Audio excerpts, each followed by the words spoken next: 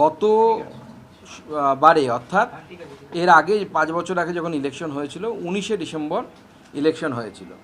তো স্বাভাবিকভাবে সেই ডেট অনুসারে তার আগেই ইলেকশন করতে হবে, যাতে তার মধ্যে নির্দিষ্ট সময়ের মধ্যে যিনি মেয়র হবেন এবং যারা অন্যান্য দায়িত্বপ্রাপ্ত পদ পাবেন, মেয়র পরিষদ বা অন্যরা, তারা তাদের শপথ নিতে পারেন। প্রার্থী বাছাইয়ের ক্ষেত্রে আপনারা কোন দিকটায় জোর দিচ্ছেন? দেখুন, আমাদের প্রার্থী বাছাইয়ের জন্য আমরা একটা এসওপি তৈরি করব। সেই এসওপি অনুসারে প্রার্থী বাছাই হবে।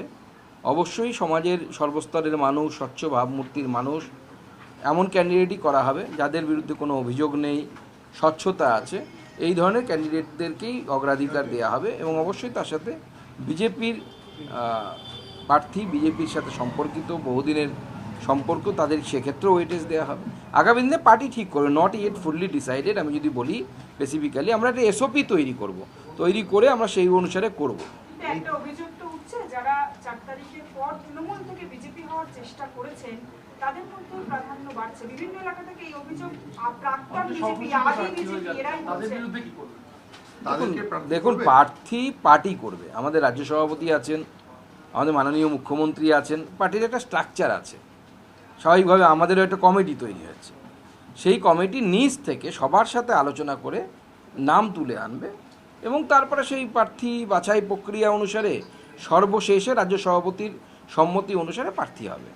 তো স্বাভাবিকভাবে আমাদের যদি কেউ মনে করে থাকে যে আমি প্রার্থী হয়ে গেছি, তাহলে পরে তাকে আফসোস করতে হবে।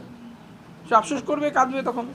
বলছি, আপনাদেরই বিজেপি থেকেই প্রার্থী হবে 209টা ওয়ার্ডে, না কিছু সিট আপনারা এনসিপিআই জোট সঙ্গীকেও ছাড়েন?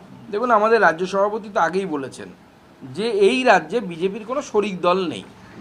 তো আমাদের রাজ্য সভাপতির বক্তব্য তো পুরো পরিষ্কার যে এই রাজ্যে কোনো শরিক দল নিয়ে আমরা ভোটে লড়িনি, আমরা এই রাজ্যে একাই লড়েছি এবং এতগুলো সিট পেয়েছি।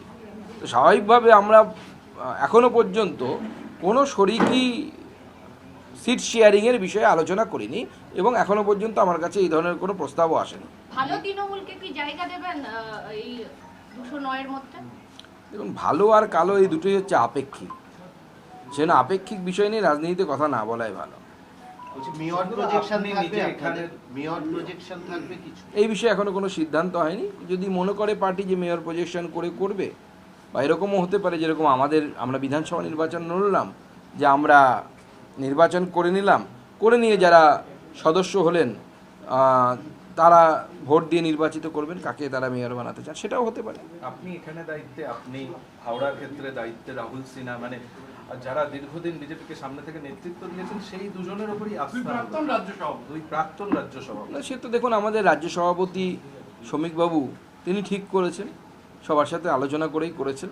মাননীয় মুখ্যমন্ত্রী তারও সাথে আলোচনা হয়েছে বলে আমার জানা বা শোনা আছে, বলা ভালো। তো স্বাভাবিকভাবে সবাই মিলে সিদ্ধান্ত নিয়েছে। এ তো কোনো একজন ব্যক্তির কাজ নয়, এটা একটা দলগত প্রচেষ্টা। এবং আমার বিশ্বাস যে পৌরসভার লোগোতে 3 দিকে পদ্মফুল এবং একদিকে স্বস্তিকা আছে, সেখানে সনাতনী মেয়র আগামী দিনে বসবে এবং তার সাথে সাথে এই পৌরসভা আবার তার হৃতগৌরব, সেই হৃতগৌরব ফিরে পাওয়ার দিকে যাবে। কালকে আপনার নাম ঘোষণার পর আপনার সঙ্গে যেহেতু এই দায়িত্বে, অর্থাৎ আপনার সঙ্গে দেখা যাচ্ছে আরো 3 জন রয়েছেন যারা কো ইনচার্জ কনভেনার, তাপস রায়, রাজু বন্দ্যোপাধ্যায়, তাদের সাথে আপনাদের কোনো কথা হলো? মিটিং হয়েছে, আমাদের তো মিটিং হয়েছে এবং সেই মিটিংয়ে আমরা আগামী দিনে কি করা হবে, কিভাবে নির্বাচন লড়া হবে, সমস্ত কিছু বিষয়ে কথা হয়েছে। আমরা নিয়মিত বসবো, এই কমিটি নিয়মিত বসবে এবং প্রার্থী নির্বাচন তো পরের ব্যাপার, তার আগেও ভারতীয় জনতা পার্টির অনেক কিছু করণীয় আছে, যে কাজগুলো আমাদের সাংগঠনিক কাজ, সেই জন্য আপনাদের কাছে খুলে বলা আমার পক্ষে সম্ভব নয়। সেগুলো কাজ আমরা করব। বিধানসভার ওয়ার্ড যদি আমরা দেখি, তাহলে আপনারা কতটা আশাবাদী?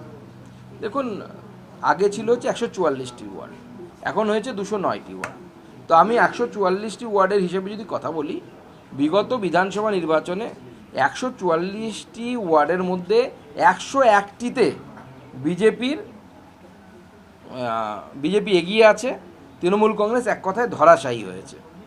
তো এবার 209টি সিট হয়েছে, আমরা আশা করছি 150র বেশি, আমার তো মনে হচ্ছে 170-80টা পর্যন্ত আমরা পৌঁছতে পারবো কম করে।